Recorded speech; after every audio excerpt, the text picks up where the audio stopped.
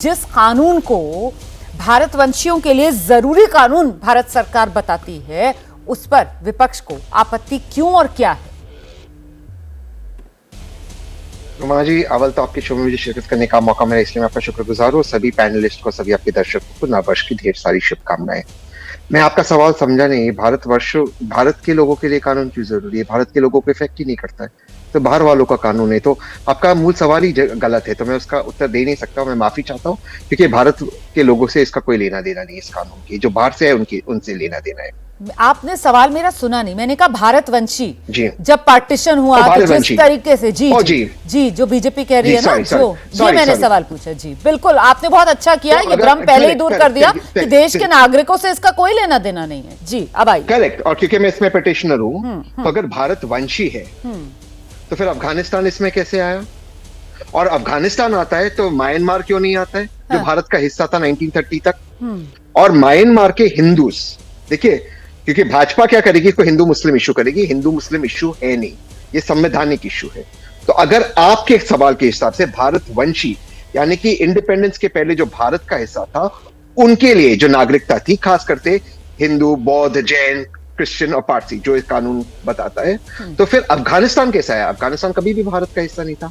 और म्यांमार क्यों नहीं है, आप मुझे बता सकती? तो ये कानून मूल तौर से संविधान के खिलाफ है। और हर कानून बनने के पहले उसके पीछे एक नियत होती है, ऑब्जेक्टिव होती है। जो ऑब्जेक्टिव है, मैं उस ऑब्जेक्टिव पर बाद में आऊंगी। आपने तो पहले ही कह दिया कि साहब ये नियत जो है यहाँ पर ये हिंदू मुसलमान करने की है ना। और आपने भारतवंशी वाली बात जो बीजेपी के नेता कह रहे हैं, उस पर आपने यहाँ पर जो सवाल उठाया है, इसका जवाब डॉक्टर अजय आलोक देंगे। डॉक्टर अजय आलोक साहब आइए। वो कह रहे हैं साहब अफगानिस्तान कहां से आ गया, भारतवंशियों की बात हो रही है तो? म्यांमार क्यों छूट गया, भारतवंशियों की बात हो रही है तो? ये सारा खेल क्या सिर्फ और सिर्फ देश में हिंदू मुसलमान करने के लिए है? डॉक्टर अजय आलोक। सीए का बेसिक कानून अगर पढ़ा होता और ठीक से ध्यान दिया होता, तो उसमें पहली लाइन ये कहती है कि पड़ोसी मुल्कों में, जिसमें 5 मुल्क का नाम दिया गया था, वहां पे रहने वाले अल्पसंख्यक, म्यांमार इसलिए छूटा क्योंकि बौद्ध वहां अल्पसंख्यक नहीं है, ठीक है।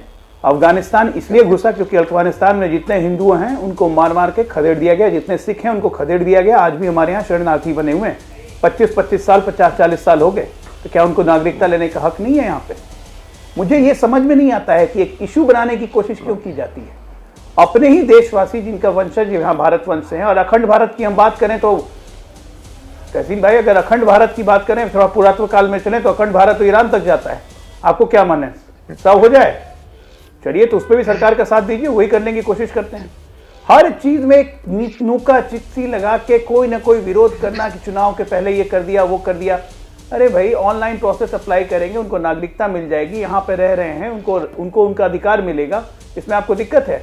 माम दिक्कत ये है कि मुसलमानों को क्यों नहीं दे रहे हैं। ये बोलिए ना, बहुत लोग खुल के बोल रहे हैं कि मुसलमानों को क्यों नहीं दे रहे हैं, क्योंकि अविभाजित हिंदुस्तान में तो मुसलमान भी भारतवंशी का हो गया। मुसलमानों को इसलिए नहीं दिया जा रहा है मेरे भाई, क्योंकि पाकिस्तान में वो इस्लामिक राष्ट्र है, वहां मुसलमान अल्पसंख्यक नहीं है। बांग्लादेश में मुसलमान अल्पसंख्यक नहीं है, नेपाल में हिंदू अल्पसंख्यक नहीं है। इसलिए ये सब कारणों से दिया जा रहा है। CAA, सिटीजन अमेंडमेंट एक्ट है, इसको NRC में माल करके ऑलरेडी हम लोग शाहीन बाग पर हंगामा देख चुके हैं। बिल्कुल। इस देश को डिस्टर्ब करने की जितनी साजिश आप लोग करते हैं ना, सब वापस आके आप ही के मुंह पे गिरती है। आप पहला लाइन में देखिए, अनायस निकल गया, भारत के नागरिकों को कोई लेना देना नहीं। ठीक है रोमाना जी, थैंक यू। मैं अजय भाई को थैंक यू बोलना चाहता हूँ। आज मुझे उन्होंने शुरुआत की कि मैंने कानून पढ़ते हैं, हालांकि मैंने इसको सुप्रीम कोर्ट में चैलेंज किया है और इस कानून के एक एक लाइन से मैं वाकिफ हूँ।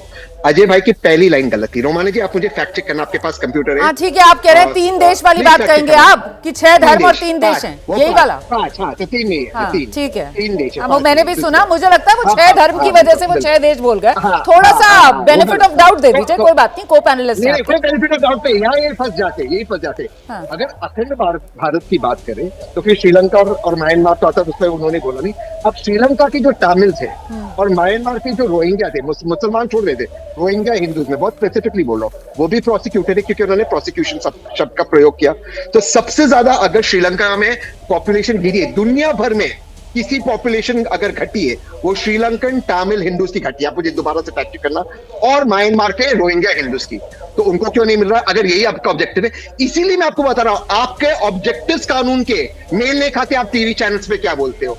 तीसरी बात से बड़ी बात समाप्त करता हूं, शेड्यूल 6 को आपने एक्सेप्शन दिया है भारत के अंदर। तो मान लो एक हिंदू आ जाता है पाकिस्तान से अंदर जिसको आपने नागरिकता दी, वो शेड्यूल 6 एरिया में जा ही नहीं सकता। मान लो किसी और एरिया से, जैसे आप कहते हो बांग्लादेश आता, उसको शेड्यूल 6 में आप जगह ही नहीं दे रहे हो। आसाम अकॉर्ड में, आसाम का अलग प्रोटेस्ट है, मुसलमान का कुछ इशू नहीं, 1980 आसाम अकॉर्ड है, वहां पे वही जा नहीं सकते। तो आपने कानून क्या बनाया?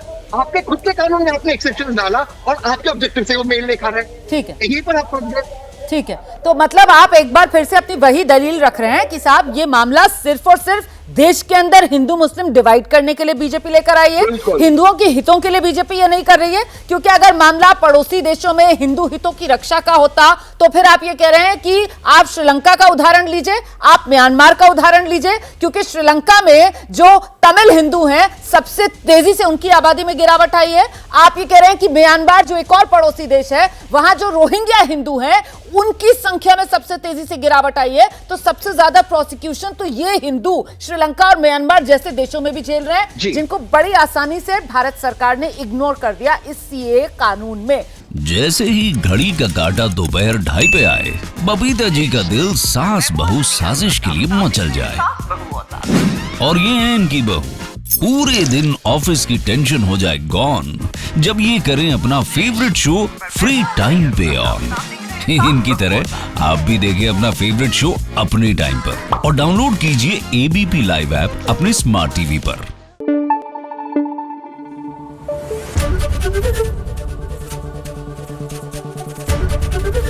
एबीपी न्यूज आपको रखे आगे।